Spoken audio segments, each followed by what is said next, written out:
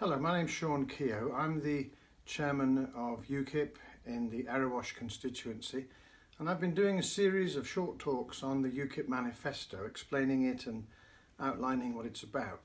And today I want to look at what's called veterans issues, and by that we mean the welfare of members of the armed forces after they have left the armed forces. Now, the position we have is that our country, I believe, has the best armed forces in the world and has for centuries. And we expect an enormous amount from them. We expect them to go out at the drop of a hat and lay down their lives and be willing to die for their country and to risk injury for their country. And many of them do die, and many of them are injured. And even more of them are mentally scarred by what they go through. Now that's what we expect of them.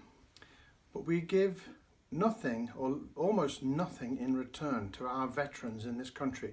It's scandalous the way we treat them, and UKIP wants to turn that all around and honour what UKIP calls the military covenant, by which they mean the duty of trust and mutual confidence between the military and the nation.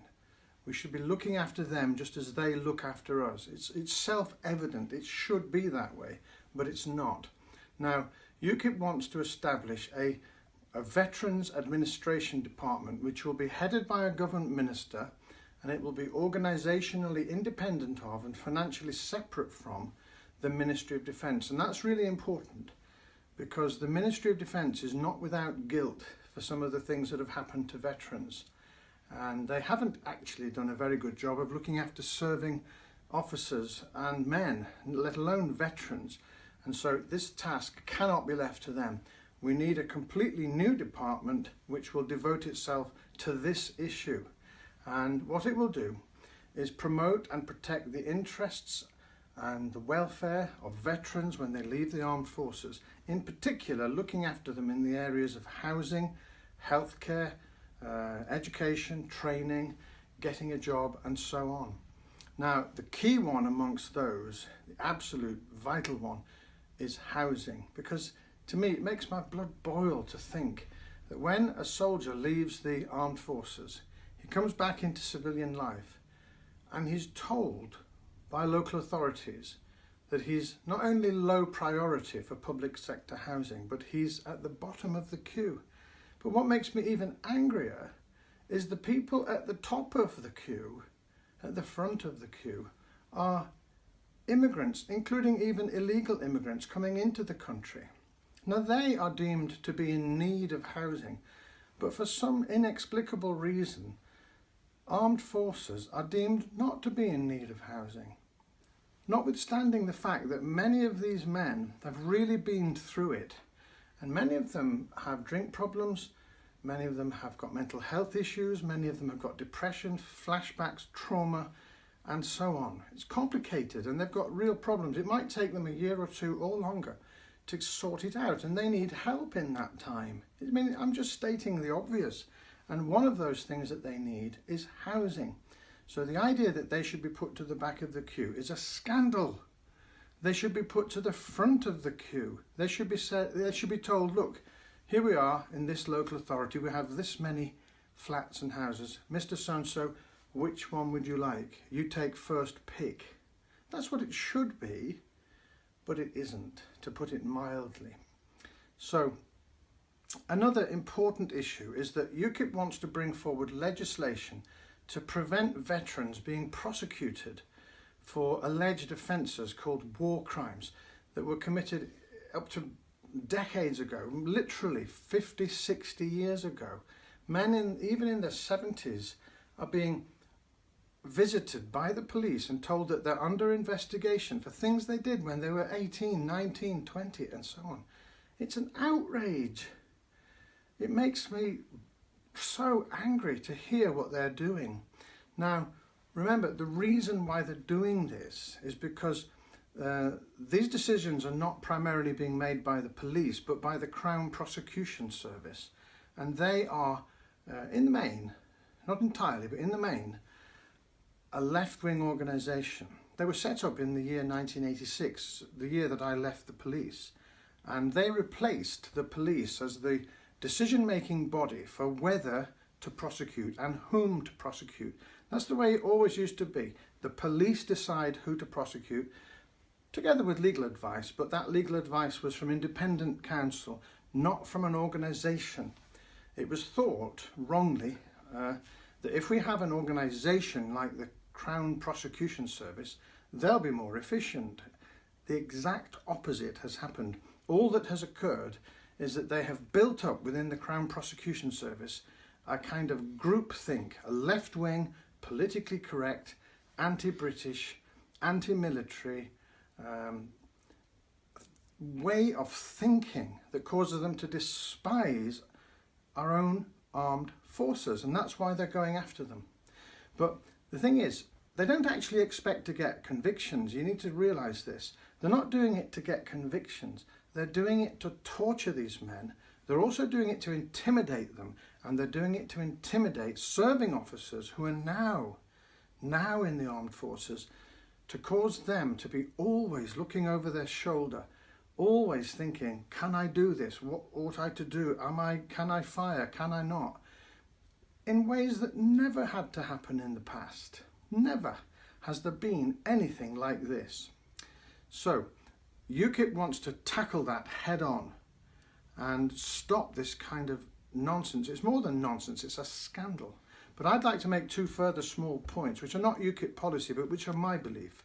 And firstly this, that if it is going to be said that a member of the armed forces, retired or whatever, should be prosecuted for a so-called war crime, let's imagine that there are theoretical circumstances in which that might somehow arise.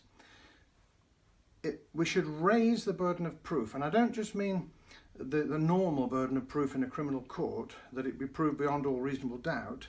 I mean something else, a much more relevant burden for this, and that is that within the Crown Prosecution Service or the police or whoever else is making the decision, they must be able to show that they have good reason to believe that it is overwhelmingly likely that a conviction will be obtained from a jury. And that's a quite different question.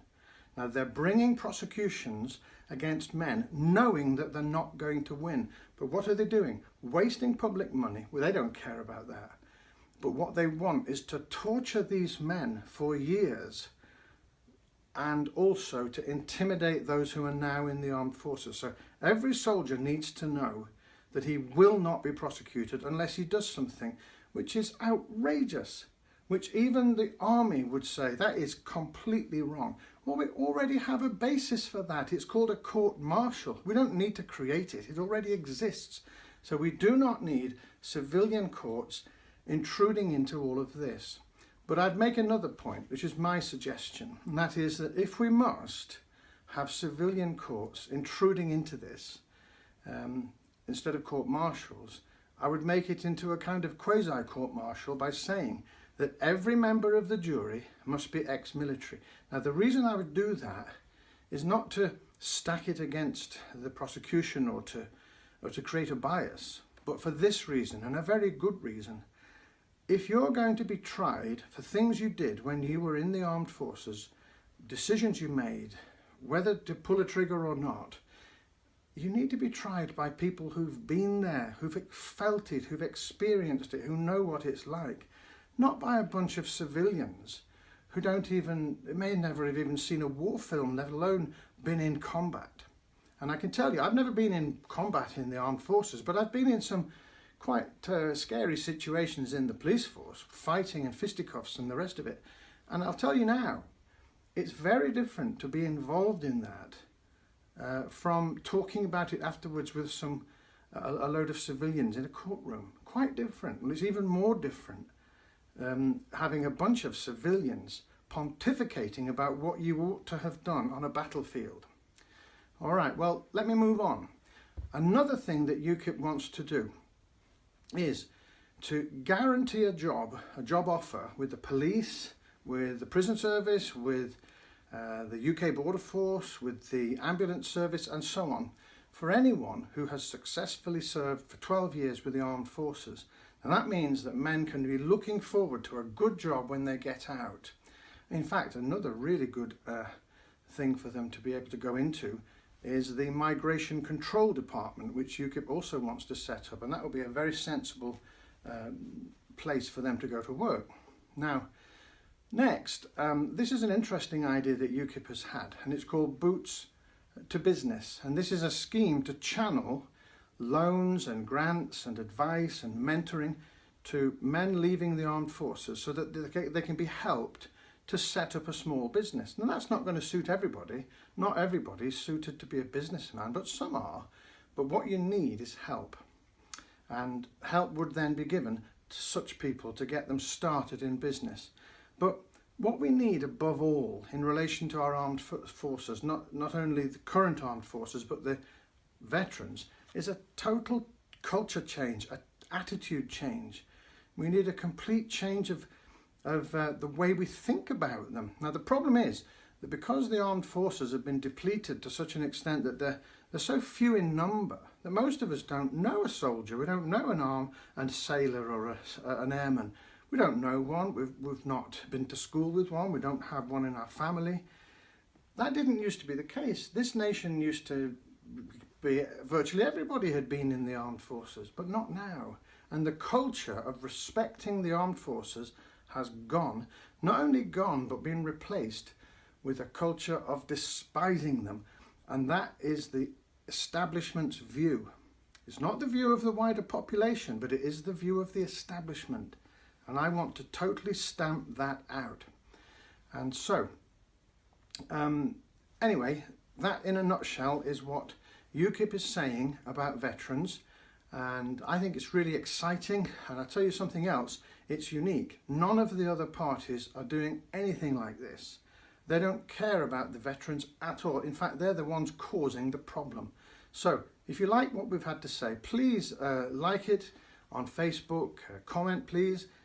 Ideally share it if you can, if you're not going to get into trouble at work for doing so.